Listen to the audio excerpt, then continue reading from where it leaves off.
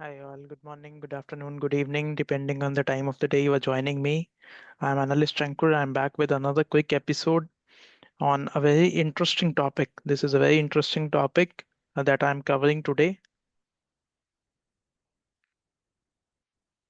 The topic is long-term view on the services industry. I have been asked multiple times by multiple people.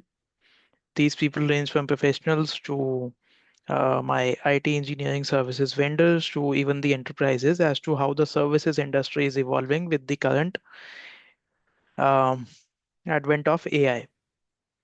See, this is how I think. This is a very simple phenomenon made complex by certain sections of the society. Two questions I want to cater. What is AI doing and what does services do? See, AI increases our productivity. It does. Percentages might differ. Case study to case study, it might differ. But it does increases our efficiency it and the speed. The speed of output is higher. Um, Quality is a question mark, but speed of output is higher. Um, and we all know that there have been multiple cases wherein the speed of output and the quantity of output have been focused over the quality. That is the reason we are saying the AI is enhancing productivity. Ranging from different kinds of examples, we all have been in our schools and colleges. Someone who is submitting a 5-pager report versus someone who is submitting a 15-pager report. People have given higher marks, higher weightage to someone who is submitting larger reports, who is submitting what. So, see, to go into the quality of the things, the person has to read those 15 pages or 10 pages. So, in that aspect, AI does win over quantity in terms of quantity and in terms of the speed of output. Quality is definitely a concern. Now, what does services do? See, services or the system integrator world, what does they basically do, according to me, is they give emotional support to the person, to the organization. See, organization are made of people like us. Whenever we have any softwares, they need to be integrated into the system. What's the biggest fear people have? What's the biggest fear we have? It's about the emotions. It's about the fact I don't want it. It will not work. This is not right for me. Services has a human touch.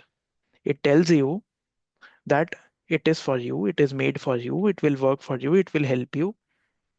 The problems are the initial set of problems. This is what services does.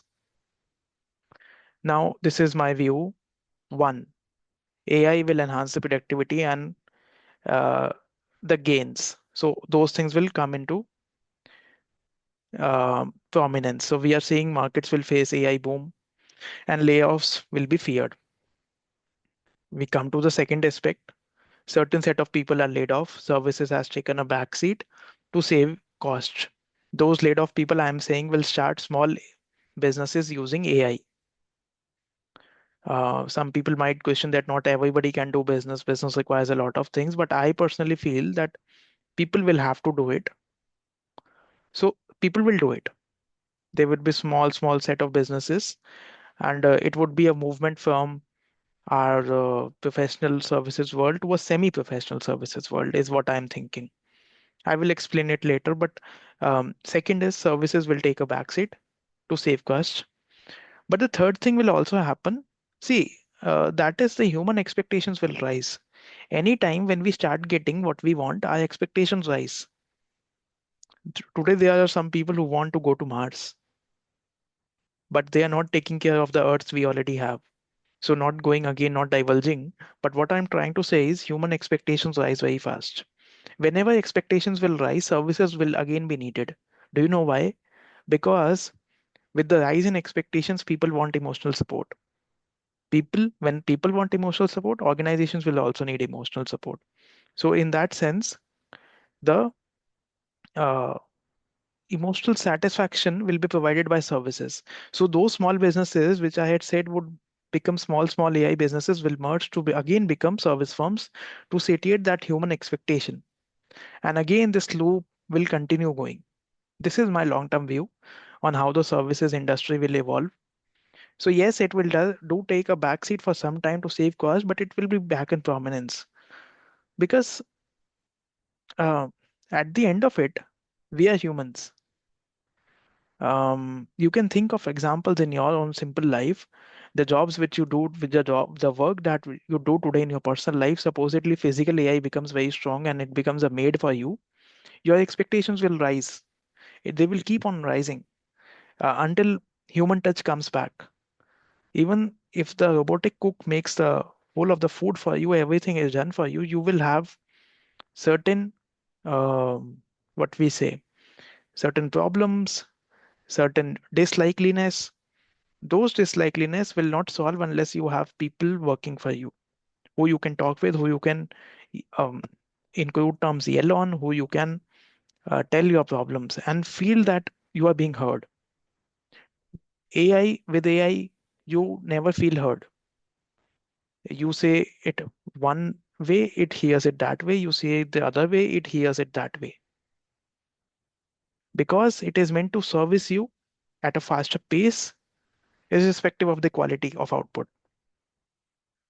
So that is my long-term view on services. I will quickly take you through my recent set of assessments. I have done 4 assessments. This is the first one on the focus on digital natives. Uh, on the x-axis is the focus on digital natives, digital initiatives to improve the bottom line, and on the y-axis is the one to improve the top line. There are some close to 13 assessees which I have assessed: Delivery, IXI, Geo, Nika, Policy Bazaar, India Mart, Mamaearth, Eternal, Paytm are some of the companies being assessed. This is one assessment. There are 4 zones in this assessment. You can go through my LinkedIn post to understand it in detail, and I have written one coverage post on Paytm as well. This is my second assessment on the state of digital transformation and Indian automotive ancillaries. ZF Commercial, JBM Auto, Bosch, Motherson, Uno Minda, these are some of the companies being covered. Close to 18 automotive ancillaries have been covered by me here. The x-axis is talking about digital design plus industry 4.0 manufacturing capabilities. The y-axis is talking about the post-manufacturing industry 4.0 capabilities, like quality assurance, cost accounting, granular cost analytics, predictive spend maintenance. Then we have aftermarket is a very big market, so digitization of aftermarket is also covered on the y-axis. Then this was a case study because I was asked a question: if an Indian automotive ancillary implements MES, what would be the benefit? So this is a global case study of AAM, American Axle and Manufacturing, now called as Dosh Corporation. So I brought in their case study to see what kind of gains they have observed on the shop floor MES and the top floor MES. Shop floor MES is all about your MES, SCADA, PLM, CAD, CFD, CAM, CAE. There's a 5% increase in manufacturing output.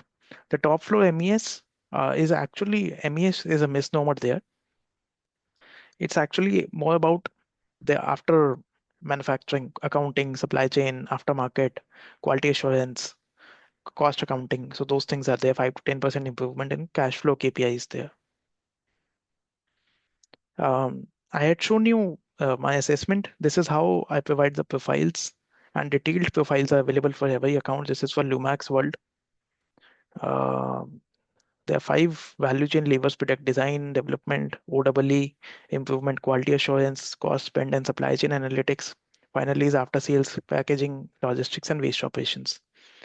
I cover in detail and talk about the digital profiles, also provide you with the use cases, business priorities, IT engineering needs, all such things I covered. So if you want it, you can write to me, you can reach out to me, I will provide you the profile.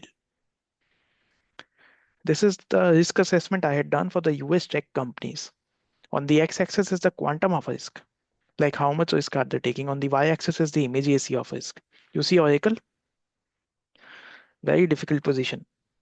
And this has also been reflected in 30,000 layoffs they did 2 months back, 30,000 layoffs they have announced they would do in the next 2 months.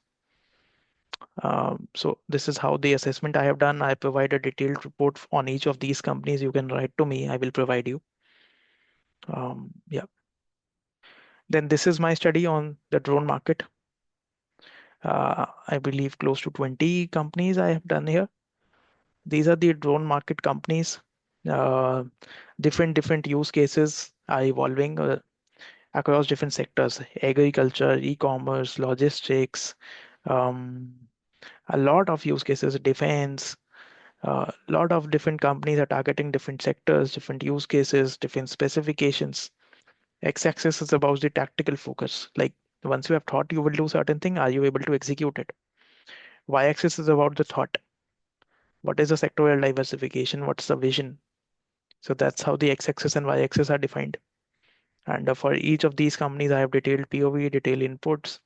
You can ask me for the SWOT analysis of any of these companies, or if you are in the business development side, you want to create a business case, you can reach out to me and we will talk more.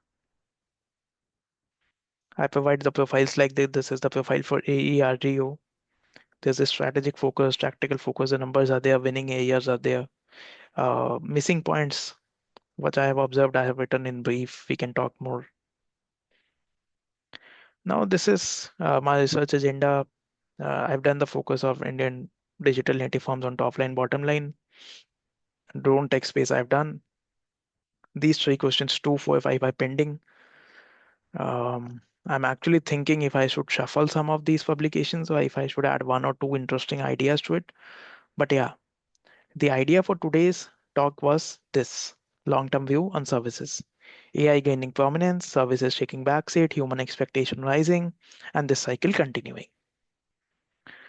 This was all about it for today. Do subscribe my channel. You can directly call me, reach out to me, and talk to me for any of my point of views, for any of the discussions, and we can always understand each other more and see how we can help each other. Thank you. Bye bye. Take care.